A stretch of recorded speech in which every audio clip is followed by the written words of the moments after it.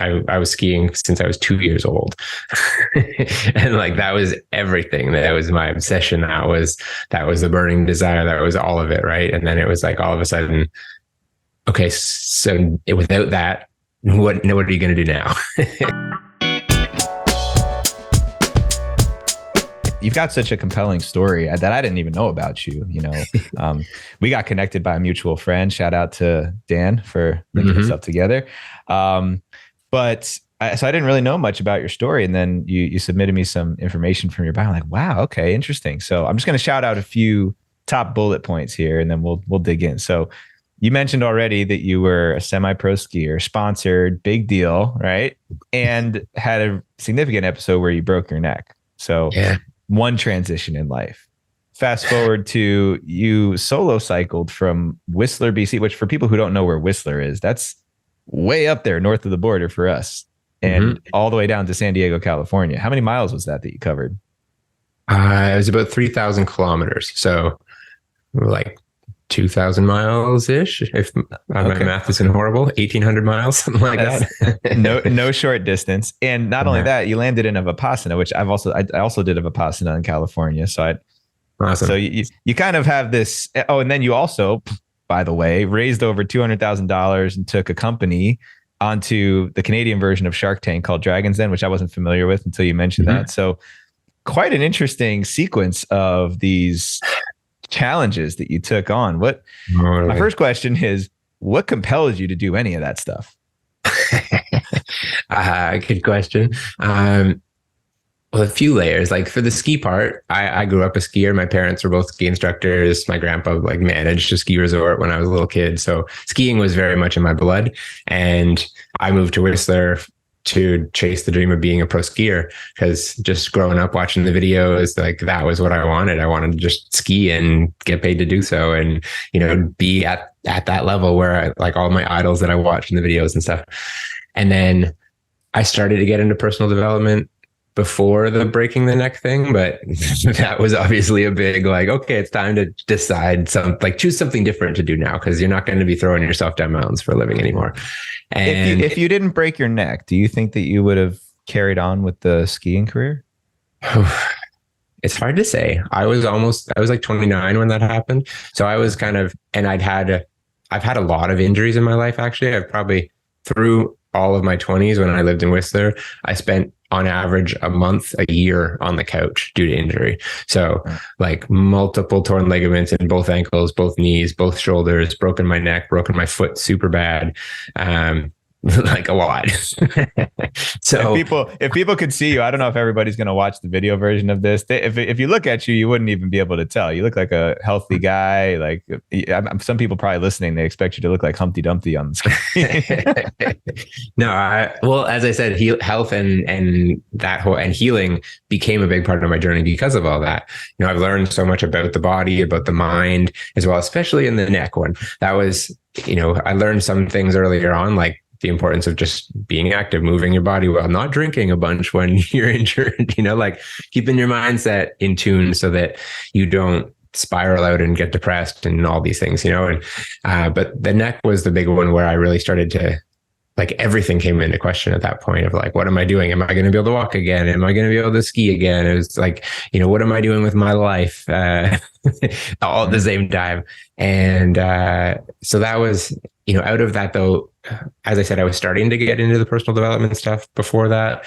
I'd done some landmark stuff before that, and kind of, I knew from landmark was a big one for me, where I saw like, I'm pretty ADD, and I really am a fan of freedom and creating your life to be the way you want. And, landmark really sunk that in for me, that like, the way you've lived in the past doesn't have to be the way you live in the future, and you actually get to create it.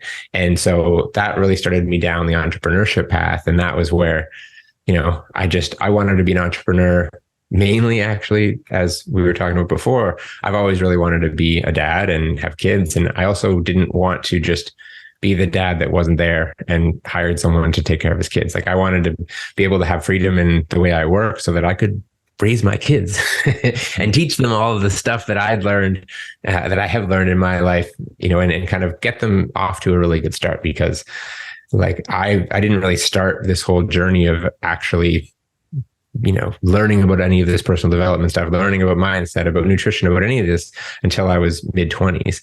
So it's like, what would happen if you started with all this from the beginning? It's always been like an inspiration for me and being a coach, I'm like, I'm going to make a pretty awesome human when I've got them from the very beginning, and or her. So that's always been a bunch of the motivation for entrepreneurship. And then the rest has just been trial and error, like trying out different businesses, different things, failing a lot, learning a lot. Somebody with a lot of life experience in transitions and unexpected moments, what are some of the most important things that have helped you make that shift from what you thought your path was leading you towards to something different? One of the big ones is really just acceptance and just being willing to let go of what you thought life was going to be, essentially. That was a big one for me. That really hit home in the neck thing, because the first couple of weeks I was just like, fuck my life, like super depressed, super like resisting what happened, essentially, instead of being like, well, eventually I got to the point where I was like, well, this is where I'm at. What am I going to do now? Like accepting what is so, and then choosing where you want to move forward instead of choosing where you want to go, essentially. So instead of just resisting and being stuck and kind of resenting your life, actually like choosing to be the hero instead of the victim.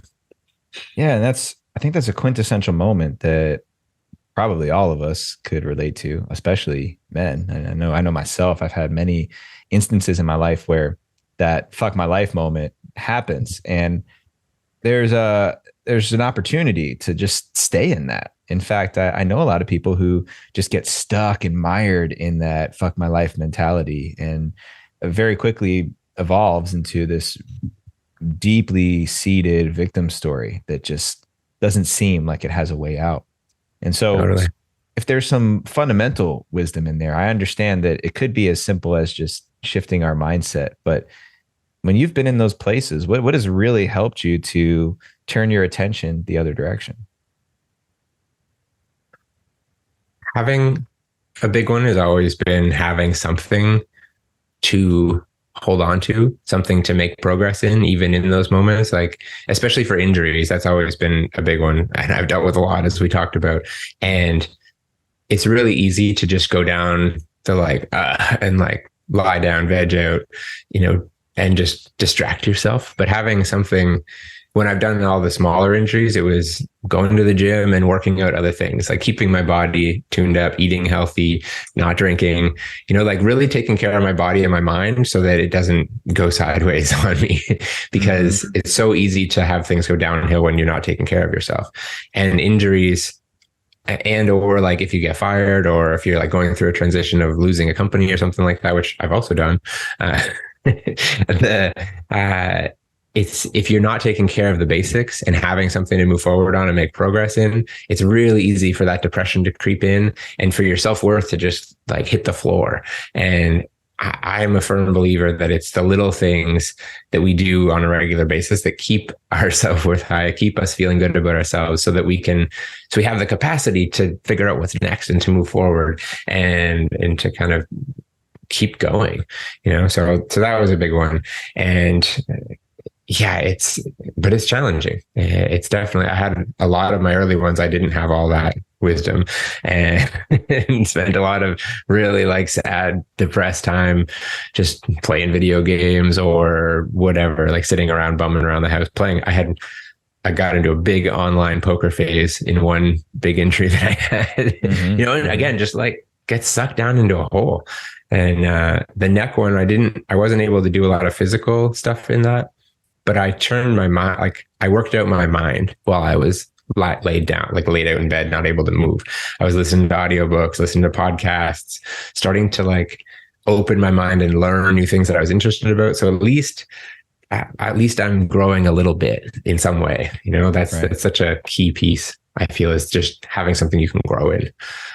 I 100% agree. In fact, I'm just thinking of a couple of conversations I've had with men this week who are in one of those moments where it's a transitional moment. It's a pivot. It's a, oh wow, I didn't see that coming type of moment. Whether it was self-inflicted or circumstantial, either way, those curveballs are coming. And Yeah. sometimes you get plunked right in the nuts with one of these curveballs, and it just sucks. And it's hard to move away from that. Let me feel bad for myself. What am I going to do now? To I think about like somebody who's I'm not a hunter, but imagine somebody like getting something in their sights, and you got your sights set on something, and you've tracked the animal, you've really pursued it, and you're getting ready to take your shot, and something happens, right? The animal gets spooked, or you misfire or whatever, and now you have to adjust that target. You have to adjust the lens, and there's sometimes there's a mourning, I think, a mourning and a grieving of the expectations of what I thought was coming. And sure, anybody could say, don't have expectations, right? That's the success. Don't release your expectations. Just don't That's do so that. much easier said than done, right? It's like, if I don't have any expectations, then what's there to look forward to? I think you have to manage expectations, sure, but don't have expectations is unrealistic. So part of what I hear you sharing that I can really relate to is how quickly could I get my mind around, okay, I missed that one. That's not there anymore. That went away, or fill in the blank. Mm-hmm. What else can I redirect and focus my attention towards? And sometimes there's that period of grief and mourning, depending on what we're talking about, the loss, right? I'm sure there was a lot of loss when it came to your skiing career. It's like, hey, that's just not going to happen in this lifetime. And totally. Because it's not even a career at that point. That was my whole life. Like I was a skier, that was my identity. So it's like letting go of just, I was skiing since I was 2 years old. And like, that was everything. That was my obsession. That was the burning desire. That was all of it. Right. And then it was like, all of a sudden, okay, so without that, what are you going to do now? and it's hard. And one thing that I've really grown and like learned more about in the last couple of years, since being more in men's work, getting into breath work, learning more about trauma and that whole system that we have that navigates all this stuff, is right. Like you said, is actually leaning into the grieving, as opposed to just like accept it, bam, next. It's like having space to cry and to move stuff and to like, but doing it consciously. I would say, like, carve out some space, be like, all right, well, I'm gonna need some time. I need to call some help, get some support, sure. Book in some sessions, get into like lean on my guys more for this time, and just like accept that phase of it, accept the grieving, and allow yourself to feel through it. Because when you resist it, as you, I'm sure, obviously know from all this stuff, it's like it just takes way longer, versus if you just go in and blah, move it all and have it be, intense but brutal but short, then you can get to the other side a lot quicker and you can start rebuilding. Yeah, you brought in a key word there that I love, identity. And just let's talk about that for a minute, because there's all this conversation about the ego and whether you believe in Eastern, Western philosophy. I think part of the reality for most of us is that when we're born, we're given a name. As children, our ego begins to develop around this identity that's mirrored back to us by our parents, by our loved ones. Everybody tells us, they give us a reference to understand who I am in the world. And so much suffering that people can experience is if there's a lot of negative reinforcement around that. There's also the positive reinforcement that builds this identity. So going back to the conversation that you and I had when I was on your podcast, talking a lot about rites of passage and the releasing of an identity. So that's a lot easier said than done, because identity itself can have like those like barbs and claws on them that they just dig into us. And who am I if I release this? Who am I if I'm no longer a semi-pro skier? Who am I if not fill in the blank? It's a very, very scary territory to wander into. So what do you find for yourself when you've had these moments where you've had to release parts of your identity and begin embracing a new one? What helped you with that specifically?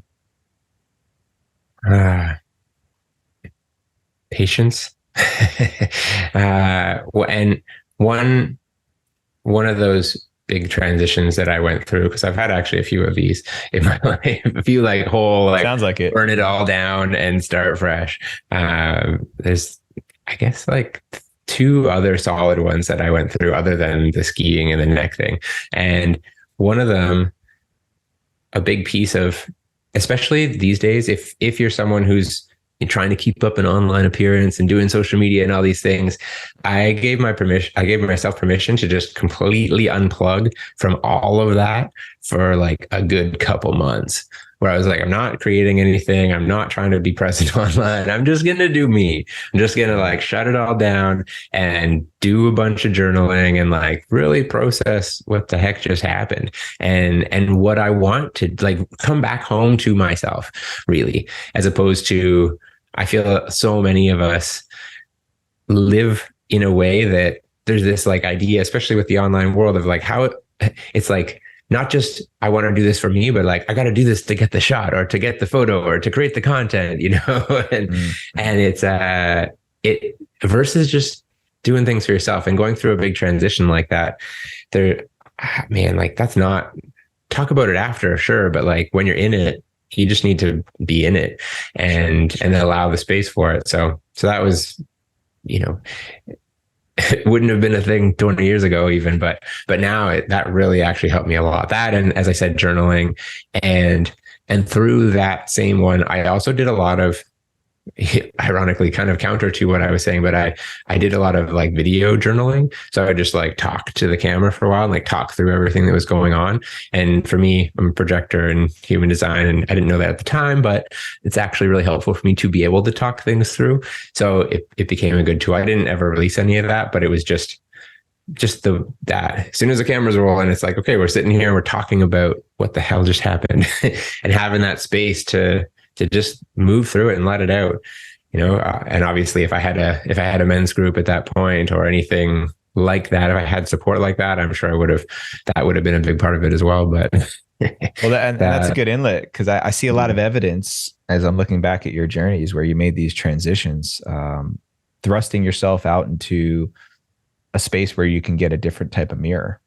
For me, I think about that as before I ever went out and fasted, one of the first critical moments like this, where I was going through a little bit of an identity crisis and just like, what do I do now? I just gotten out of a relationship that I was really attached to and really devastating when it ended for me.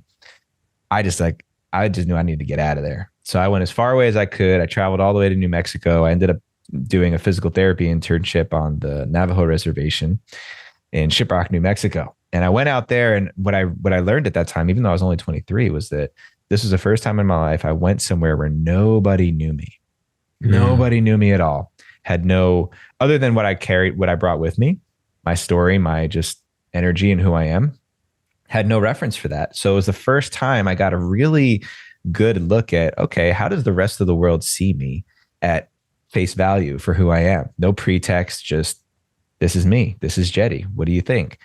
And I think it's important to seek out these opportunities where we can look into a different mirror.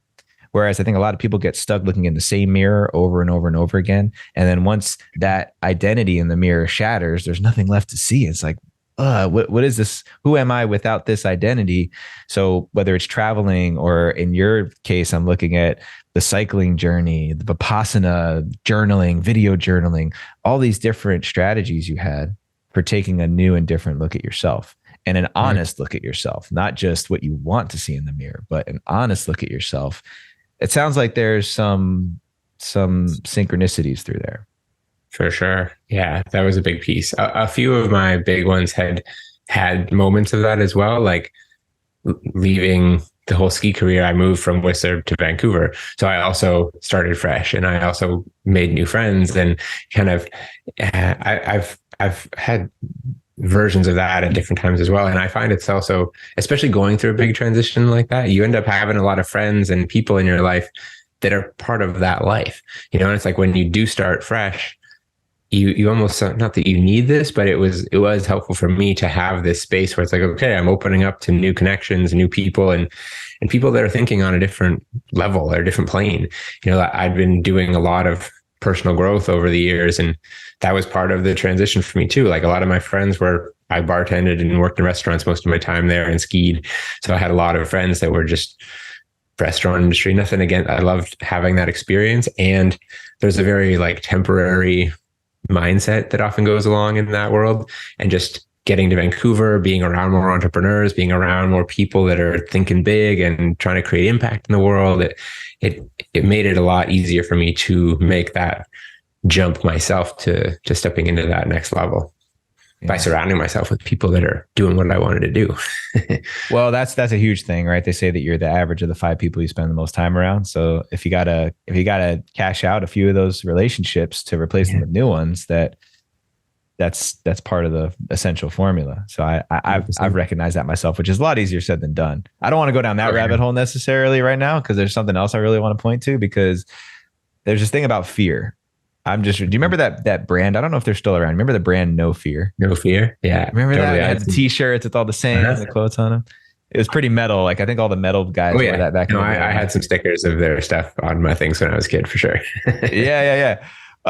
Which I always thought that was kind of interesting. My brother was really big into that, my older brother. So I kind of looked up to him in that way. And, No Fear. That's not a real, I mean, do you think that that's a real, okay, good. We're on the same page there. It's not real not to have fear. No, but you just get better at facing it. You get braver, and you build courage as you practice facing your fear, as you practice stepping towards it.